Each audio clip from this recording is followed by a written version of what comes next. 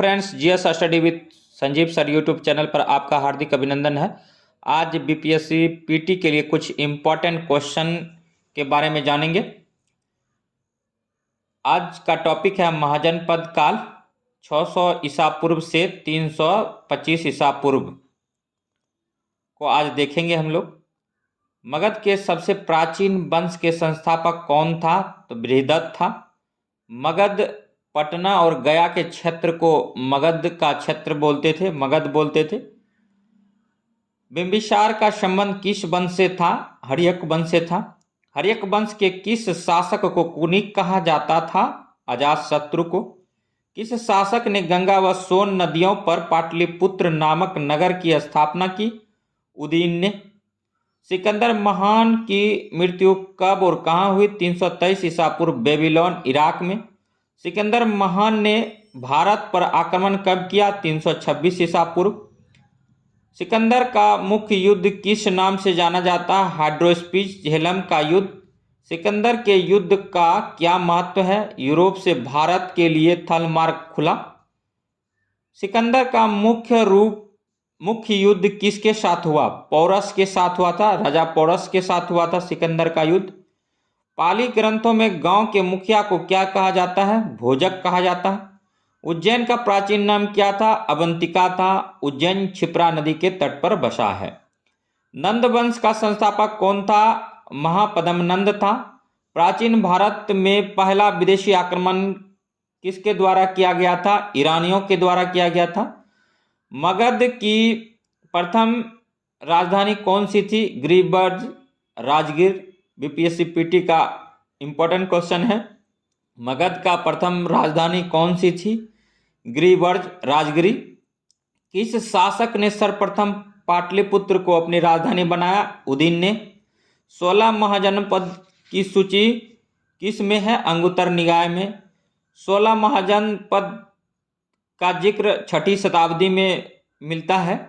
मगध का कौन सा शासक सिकंदर के समकालिक था? धनानंद। प्रथम ईरानी शासक जिसने भारत के कुछ भागों को अपने अधीन कर लिया था वह कौन था?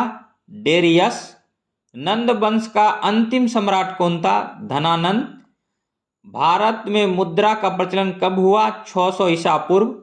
किस शासकों ने अवंती को जीतकर मगध का हिस्सा बना दिया? शिशुनाग ने। किस शासक ने अवंती को जीतकर मगध का हिस्सा बना दिया? शिशुनाग ने।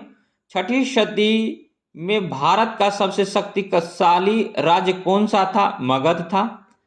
किस शासक को सेनिया नियमित व अस्थायी सेना रखने वाला कहा जाता है? मतलब किस शासक को सेनिया का तात्पर्य होता है नियमित व अस्थायी सेना रखने वाला। तो ऐसा एक ही राजा था मगध में, बिंबिसार। गृहपति का अर्थ क्या है? धनी किसान। किस शासक ने राज्यारोहण के लिए अपने पिता की हत्या की तथा बाद में वह अपने पुत्र द्वारा मारा गया? अजातशत्रु। अजातशत्रु ने अपने पिता को मारकर राजगद्दी हथियाया था, तो इन्हीं को बोलेंगे। अपने पिता का हत्या कर राजगद्दी प्राप्त किया था अजातशत्रु। विश्व का प्रथम गणतंत्र किसके द्वारा और कहां स्थापित किया गया? वैशाली में लिच्छवी वंश के द्वारा। बीपीएससी पीटी का इंपॉर्टेंट क्वेश्चन है। महाजनपदों का उदय कब हुआ? 6ठी शताब्दी में। किस जैन ग्रंथ में 16 महाजनपदों का वर्णन है जो अंगुत्तर निकाय से थोड़ा अलग है? भगवती सूत्र में, भगवती सूत्र या सूत्र में। भारत में पहला यूरोपीय आक्रमण किसके द्वारा किया गया? यूनानियों के द्वारा। किस शासक को अग्रसेन कहा जाता था? महापद्मनंद को। सिकंदर के साथ भारत आने वाला इतिहासकार कौन था? हेरोडोटस। और इतिहास का जनक भी हेरोडोटस को ही बोलते हैं।